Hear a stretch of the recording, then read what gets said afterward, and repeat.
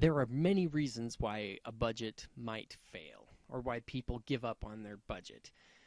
Drawing up a budget is usually pure drudgery, enlivened only by the reality of staring your foolish spending habits in the face. In fact, one of the chief impediments of budgeting is that most people would rather not know how they really use their money. Take heart. Any spending mistakes you are making are probably common and not impossible to kick. Moreover, the bulk of budgeting's pains are at the beginning. After you have a budget in place and you've fine-tuned it with a couple of months of actual spending, tracking your expenditures becomes almost automatic. A lot of people have unrealistic projections. If you're determined to make a budget work, then you've got to be realistic. You've got to be honest with yourself as a first step. Are you really willing to give up certain items, like dining in or buying the latest DVD movie? It might be more realistic to cut back on the amount you spend rather than to attempt totally removing these kinds of expenses from your budget plan. You can reduce the amount you spend in these items rather than trying to totally eliminate these luxuries.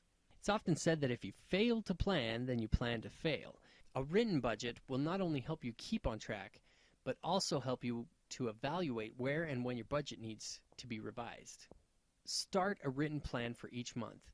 Know that budgets are fluid. At the end of 3 months, evaluate how well your budget worked or what adjustments are needed. Some items get forgotten and aren't placed in your budget. For example, gifts for birthdays, graduations, weddings, showers. These are some of the big items which don't make the budgeting list, but which will also throw a budget into chaos. Other forgotten items include car insurance, professional association or club dues, subscriptions, internet fees, and other kind of expenses which show up only periodically or annually. The solution to this problem is to pull out the calendar and list what kinds of special occasions will be coming up in at least the next 3 to 6 months. Set a price range for gift purchases rather than shopping impulsively.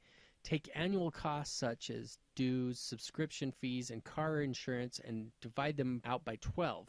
Keep a running tally of all annual costs and check periodically as costs go up or down for each item.